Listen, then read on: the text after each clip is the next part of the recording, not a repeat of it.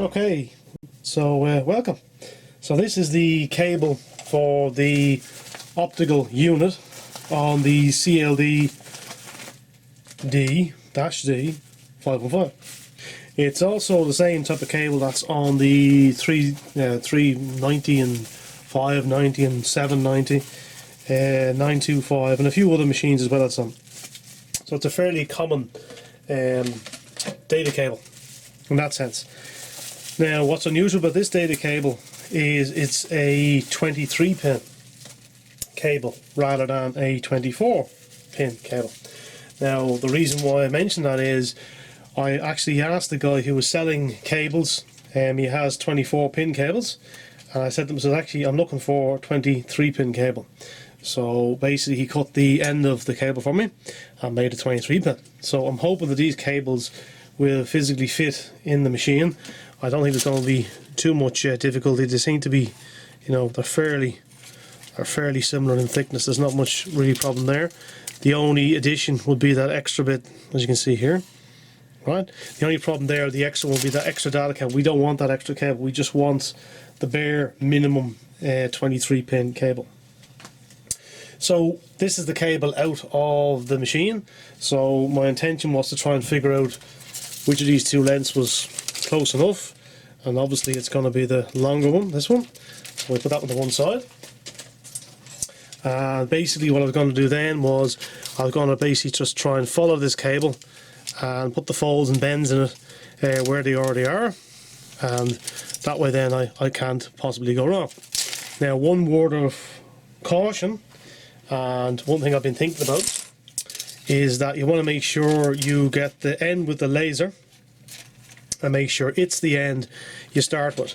Don't start with the end that plugs into the board. Reason being is this length here is important to get correct.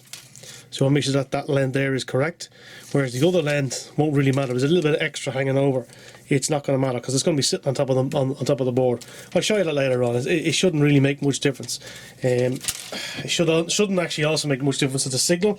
It may, I don't know, maybe it's signal critical. I doubt it, but it is something to watch out for. So my thing would be start on this end where the data is and work your way along. Now this cable is fairly beaten up. I noticed it was actually a small, I can't even see it anymore now, there was a small pinhole hole in it somewhere. I noticed. I turned in a certain direction and lo and behold there was a hole in it. And I said, oh, that could be the reason why the laser's working the odd time and then it's not.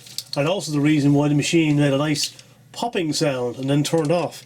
It would not have necessarily been the power supply, but it did take the power supply out with it. So it's worth looking at this cable on your laser drive as a precaution to see if this is causing the issues with your machine not working. So first thing you want to do is, you know, like I said, basically follow the folds and away we go. So I'm going to start doing that now, and I'll come back to you when I've done a few of them. The first fold appears to be here, so I'm just going to mark it and see if I can.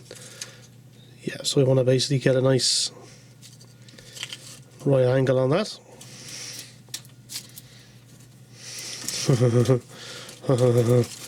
Like I said, you want to try and make sure you get this right the first time around, and then it's basically telling me to fold it back this way. So I'm going to do that there, square that one off there, like so. So now we have a match cable for cable. I think we need to get it into the actual mechanism before we go any further, because I think the rest of it here we'll have to do as we're going along. So that's that bit there anyway. So that's the fold. So let's get the mechanism and see what we get. So the laser assembly end of things, you see here there's a little piece of plastic, and it basically makes sure that the cable stays in place on the back of the laser assembly and doesn't go bouncing all over the place. So we've got to make sure we get that little bend in there as well. So that's going to be a pretty tricky one, I think. Well, again, we try to copy what we already have. We already have a bend on this cable, so it's going that way. So if we follow what's already there, we should be, see where it is there on it, you see? So that's all you want to do is follow that same fold. So I'll try and, it won't let me. It's actually, the plastic here is making me fold it there, so we'll see. Shouldn't matter too much.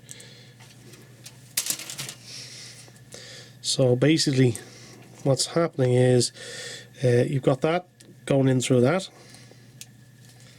Okay, make sure it's just peeking out the top, and then this bit goes in here. This is why people with smaller hands may have a bit of a benefit on this. Oh, there we go. How's that? You like it? Not a lot, but you like it. So there we are. Okay, so that's our first fold and bender. So we're going to get the actual drive assembly part of it, I suppose. We go get that. He says to me, the very bit that I couldn't see is the very bit that I couldn't see. Well, it's extremely difficult to do this, as you may imagine, with a camera in the way. And this is the first time I've ever done this, so that's also a problem. So it's my first time doing this as well. So this cable has to go in there and onto the laser assembly. So that has to attach in there. It's going to come back up through here. I've taken photographs of this, so I'm going to show you what these look like. So it comes back up underneath this little bar down here, and there'll be a photograph of that. So I'll just wait. So there you go. So that then cable will come up. It comes up through the back here, and again I'll show you a picture of that. There you go. And then it comes along. Basically coming back down the back again, down underneath to the actual bottom of it, which we'll show you in a second. Okay, so let's get this cable. This piece is actually broken anyway, so there's a piece missing off this, but it'll give you the idea anyway. Okay, so that has to go through there, feed it through all the way. This is the end that's gone onto the laser assembly. I'll take the plastic clip back off it. Okay, so that should be dead on top. Your first turn. Okay, and then the cable comes in through here and it's lying on the inside. Okay,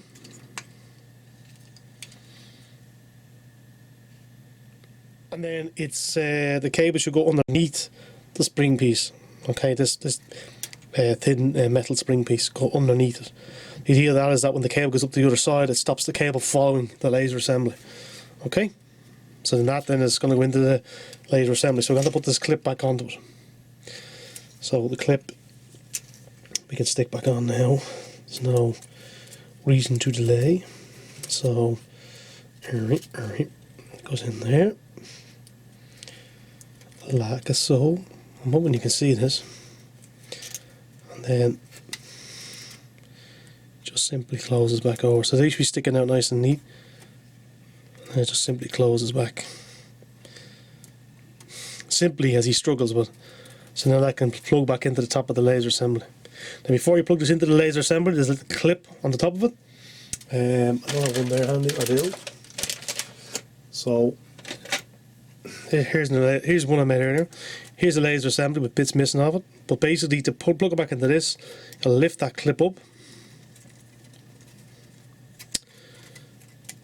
Then basically put the 23 pin piece in, give it a little push, and I'm totally missing it, I know I am. That's it, pushed in, that's it, should be nice and tight, it'll grab. To get it back out, it's just a simple pop and pop, that's it. But to get it in, you have to lift this black piece up, this has to be lifted up. It may be a different colour in your drive, it could be orange or indigo or some sort of, mad red, but still going to lift it up. Right, let's put this piece back in here. It is, like I said, that is broken, but it still needs to be there.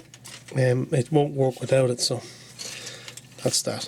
So this piece will now get to the next stage and show you how this goes on. Okay, so in my case, this piece is broken off the back, but that would originally have been there.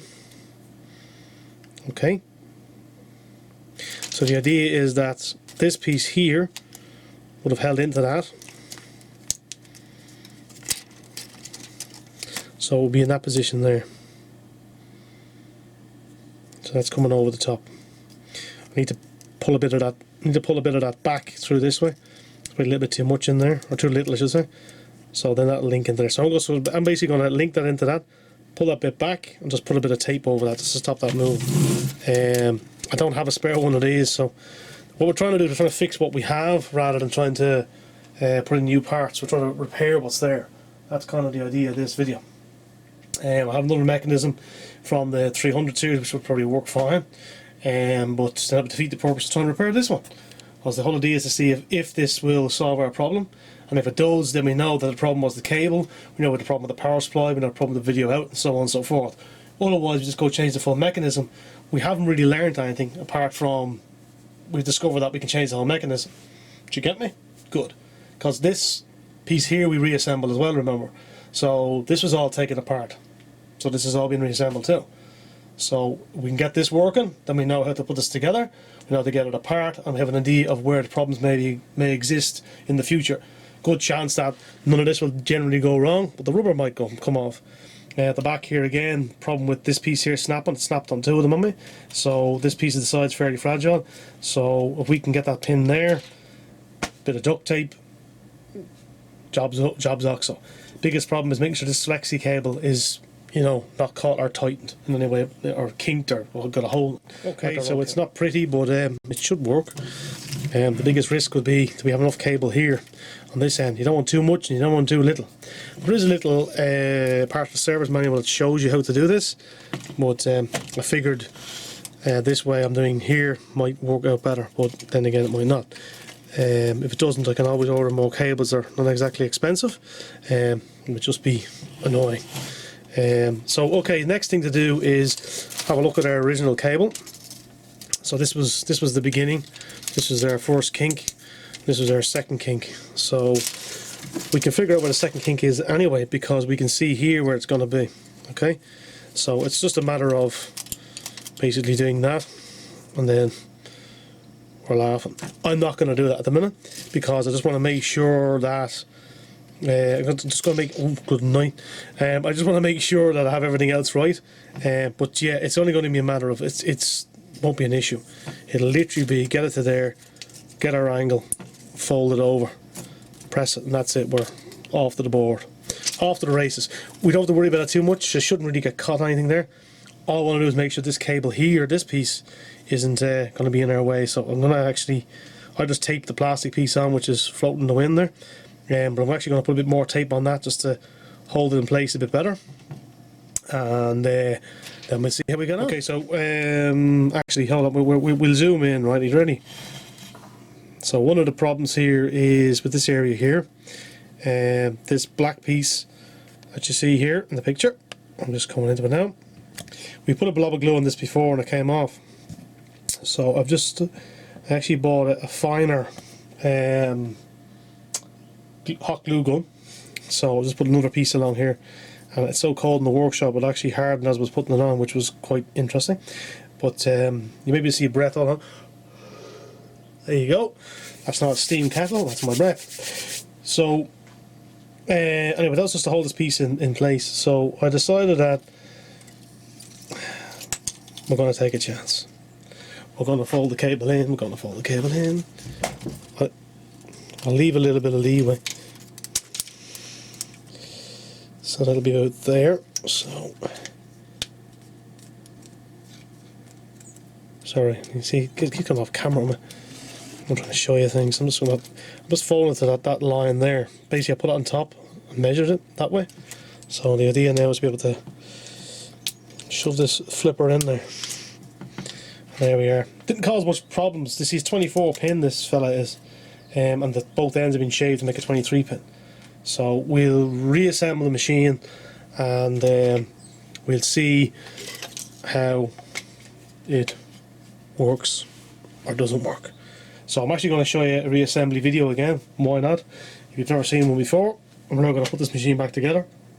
So sit back and relax. In case you haven't watched any of the other videos, we changed the video port at the back. This fella here, because the other one was broken, so we put a new one of them on. Everything else was okay there. Bore was okay. Power supply. Power supply has been completely recapped. Cap here, cap underneath this, don't forget it. cap, cap, cap, cap, cap, cap, cap, cap, cap, cap, cap, cap. There's a load of caps. Replace them all. That's what we did in this board here. Every cap in this is replaced. So I have a few more of those boards to do, which I am going to replace the capacitors on them at a later date. Not doing this today, but this one here is totally recapped, so we know the power supply is good, providing I've done it correctly. Yeah, so now I know the board's good. I had this machine on, so that's if I hadn't. So what we're going to do now is basically put the machine back together again. So that basically means we've got to get the mechanism back in. You have to take the two guide rails, the top off. You don't have any choice in that manner. There's no way of getting that mech out really without doing that. There's the board over here, look. Oh, actually, you may remember if you've been watching my channel, the video card, the RAM on it actually is still faulty. So I don't know whether it was so faulty RAM or what it is, but anyway, we'll get back to it another stage. But that's what that's sitting over there, because I had to recheck it. And I took loads of stuff off the workbench, but I still have too much on it, which is quite annoying really. So, shove the back in first. Like an ice cube maker over there now. We get that off of there. Do that now. This is just getting crazy. Oh, it's sitting on the big guide rails. Oh, that's what's there. I don't know what was in the way. That's the power supply cable. We need them. We'll just throw that in the bed. What? Where to put it is the problem. Put it down there. Now you can see you have to put it in from the back first. You don't have any choice in that manner. There's no other way of actually doing it. And you have to take the guide rails off as well. Again, no real way of doing it without doing that. So there's a few pieces to put back on. It should be sitting in there. So this is our cable from the back, do you remember? Do you remember?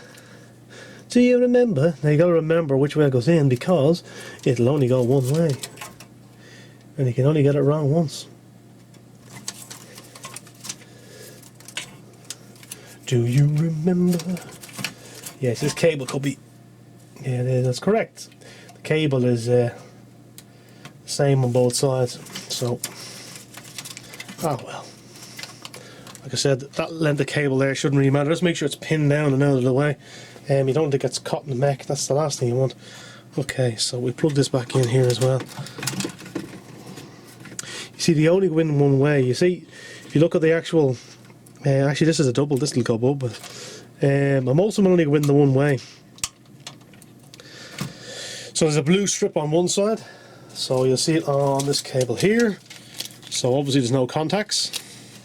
And there's contacts on this side, so contact side to if you look at the actual strip, you'll see it. You won't miss it. You see pins are only lined up on one side and not on the other, so it's not really not rocket science. You should be okay. Should be able to figure that out. I can just get together. I need that screwdriver. I think I need that one here. Now it's a pile of screws time. So there's 4 screws. 1, 2, 3, 4. Hold the mechanism down. So they should be in the right place. My advice would always be to put them in gently first, and then what's known as hand tight after that. Don't over tighten the screws. There's no point. Tighten enough so it's tightened. Don't tighten enough so it's nearly cracking the board. No need for that. No need for the Jean-Claude Van Damme style, or the Rock if you're a more modern person. I'm hoping I'm not in the camera here, but there you are. You see my breath again, huh? So cold it is. So that's that down.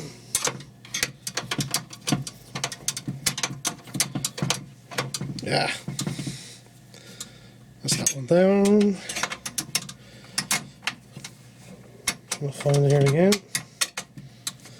That's that one down. One more on that one. It's okay. Like I said, don't over tighten it because you'll end up fecking it up. Now don't forget this power cable here. This is the power to the spindle motor. Actually, I took a spindle motor out of one of these recently enough and it totally disintegrated on me.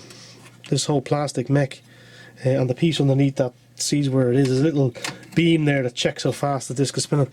But Yeah, it actually totally disintegrated on me, which was quite concerning. I didn't expect that to happen. But yeah, it did. And what I mean by concerning is the machine it was in was obviously spinning discs, and I took it out to just check it out. And I was doing it when I was doing that video with the spindle motor replacement actually. And lo and behold, look at that. Just to show you how unsquare this device is. And lo and behold, it disintegrated, so that wasn't good. So how are you all doing anyway? Good? Good. So put that in here. This is a ground point as well, so make sure that's put in. So we choose a shorter one for that.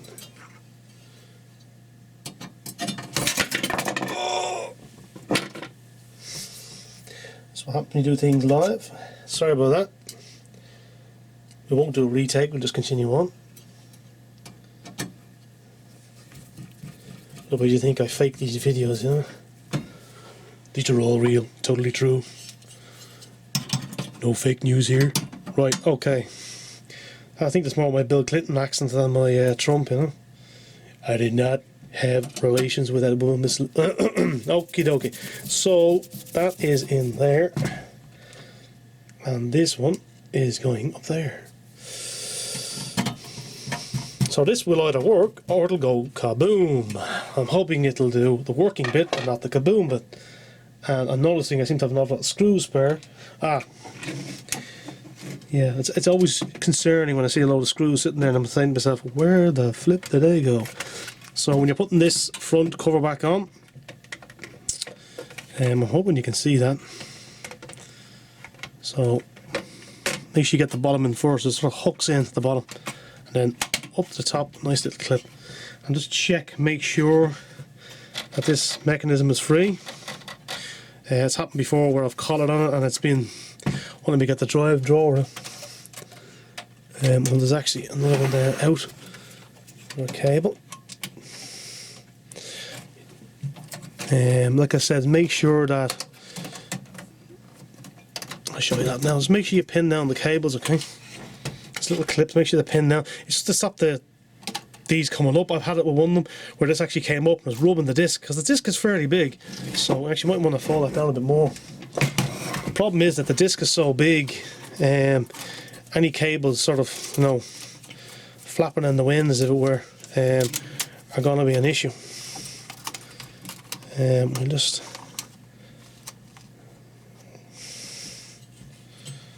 that should be okay. Just make sure everything's nice and low below that spindle there, okay? Because this is sticking up. That's what happened to me. One of the discs I didn't realise what there was a big scratch around the centre of it. Damn that DTS, you know, Dark City anyway. Yeah, the Matrix discs, well, God. And I have actually Dark City, but I don't have the Matrix. But anyway, I just bought it on Blu-ray, it was cheaper. Shots fired in the latest community. Right, so that's all on. So now we need to put the top mech onto it. This basically is the piece that holds the laser in place. It's pretty good to show the assembly and reassembly of this because you don't necessarily have one of the other drives, and they are, each generation was slightly different, I suppose. I found most of these later ones it's the same mech. So even the Elite machines, a lot of them should be the same, the later ones, on the inside. I don't know, I don't have one, but I would say so, because again, it's down to basically cost. So Pioneer aren't stupid. They're going to basically build a machine, whether it be a laser drive, an amplifier, a DVD drive, Blu-ray drive. They're going to basically make a model for 2019, they're going to make it a certain way, and they're going to then basically copy that all the way along. So in the 315 series, it's a single-sided machine, but the power supply is the same. And the bottom board is the same. So they've obviously changed bits and pieces in it to make a difference. So the 315 has the same bottom board and same side board, so that allows it to read PAL NTSC. So the screw just hit the floor, I'll never find it. So, you know, they basically will make it to a cost. They're going to make it to a spec, rather than making the 315 totally different to the 2950, or sorry, the 925 and so on. Got to make it a certain way and keep to the program, because it's cheaper. It's more cost effective to do that. So you'll find the spindle motor in the 315 and the 310 will probably be the same, but they'll be different in this machine and the 925. Reason being is this spindle motor has to spin 2 directions, so they're slightly more beefy and they're designed to spin both directions. Don't change a spindle disc motor from a dual-sided player into a single-sided player. I don't think it's going to work, and it could just go kaboom for that reason, because the motors are designed to, this motor is designed to go get me, whereas the other one's only designed to go, I think that's right, you know. Right, next thing we'll do is we'll put the drive tray back in. We'll grab ourselves a disc and we'll then see if this machine plays a disc or whether it just goes and does nothing. Hopefully this is the end of this and we're done, and this set of videos is over forevermore and we're done and dusted. That's what we're hoping for. I can sleep tonight.